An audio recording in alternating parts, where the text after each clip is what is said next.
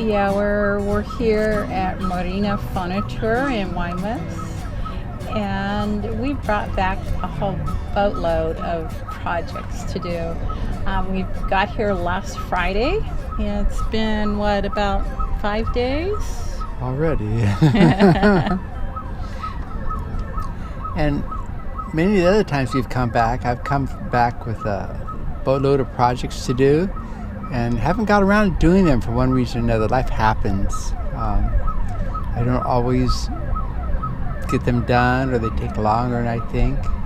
This time, though they're taking longer than I think they should take, we're plowing through them pretty well, getting most of them done. Marking them off your list. Yep. So while we were recording that last part, Lee pointed out that there's that horrendous noise in the background. I don't know if you can hear it. It's a car alarm, we think. And it went off in the middle of the night the other night. One thing about Marina Furniture here in Guaymas, it's the heart of downtown Guaymas practically, and it's noisy. Just like the heart of any other city, there's always something going on, whether you like it or not. Marina Furniture was built and is run by the Mexican government to encourage tourism, in this case, marine tourism. Staying in Guaymas is cheaper than staying in nearby San Carlos, which has a resort flavor and caters to tourists, Mexican and gringo alike. We like it here in Guaymas because we feel like we are steps away from the real Mexico, where we are exposed to the grit of everyday life. We are within walking distance of most everything, and if not, there are always plenty of buses. We can easily join community activities. Last year we attended the Federal Police Band concert at the Malecon, and at the Cathedral Plaza, Blondie and I attended the campaign speech of the future president, Andres Manuel Lopez Obrador. Here at the marina, since it is government operated, things can move at a glacial pace. When Hurricane Newton hit in September 2016, virtually all the bayside finger piers were torn apart and destroyed. It was only during our stay in November 2018 that the dock was finally repaired. However, nothing mitigates the long fetch across the bay in the direction the summer storms approach, and boats are at peril tied to the dock, especially the outer side. The dock itself is not strongly constructed. I talked with an owner of one of the boats that sank during Newton, and he showed me 2 cleats still attached to his boat's dock lines that had been ripped from the Furniture docks. Furniture Guaymas has a small dry storage yard, and of all the yards in the area, has the advantage that all the boat stands sit on concrete instead of dirt, which can subside or be washed away during a deluge. Furniture's yard is usually full, and sometimes there is a waiting list. We are still at Furniture. We have been here for the past week since we arrived from the United States.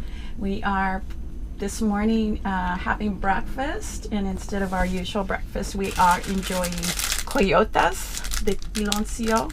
They have different fillings. It's kind of a specialty of Sonora, and we like it. It's kind of a treat. Also, they keep well, so when we leave Guaymas, we always make sure we have several packages to enjoy when we want a fast breakfast. This morning we are planning our day's activities, and I think Lee is going to be installing a tachometer. So sounds kind of hairy to me. Well, it has to hook up the magnets to the flywheel and put up the sensor, and then put the meter in, and then we have to check the raw water pump, make sure it's not leaking after the installation. Oh, okay. That sounds all very simple.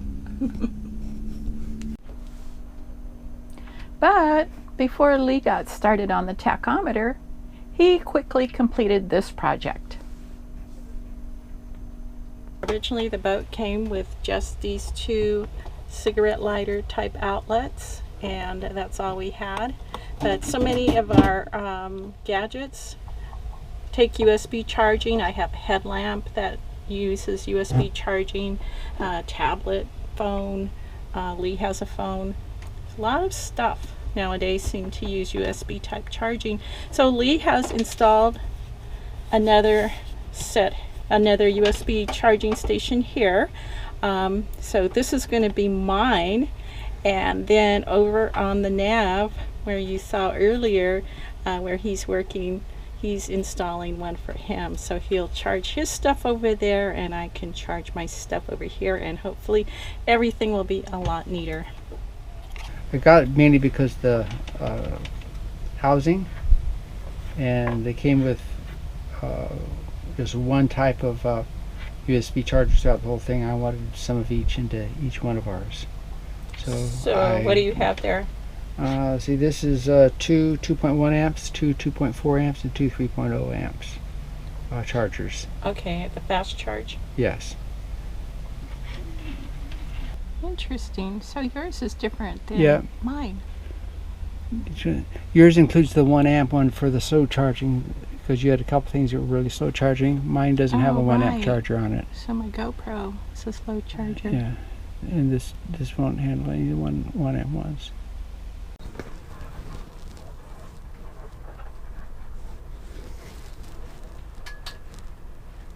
And then on to the tachometer project, which did not go as well.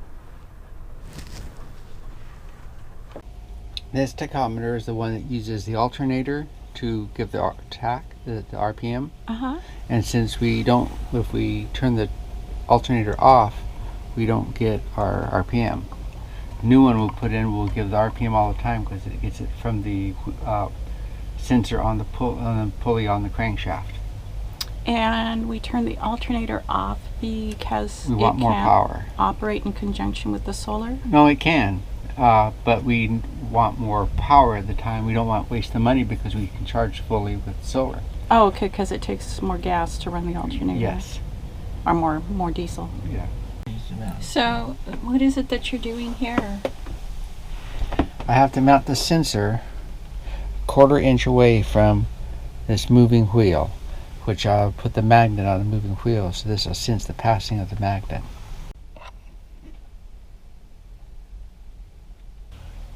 So what did you finally decide? I just mounted the sensor right here on these brackets that we had, and there's the 4 magnets, and we'll find out. Oh, okay, so they're kind of spaced. Yeah, they're evenly departed. It counts how many times it passes the magnet, and then it'll divide by 4. Oh, okay. It's supposed to have 4 magnets in there, supposedly. We'll see. It was from this point that things went downhill. Lee discovered the new tachometer he ordered did not have an hour meter on it. Lesson learned? While the wireless interface was a good idea, double check everything before ordering a new technology. It's a problem we face when ordering new parts in California and the boat isn't nearby.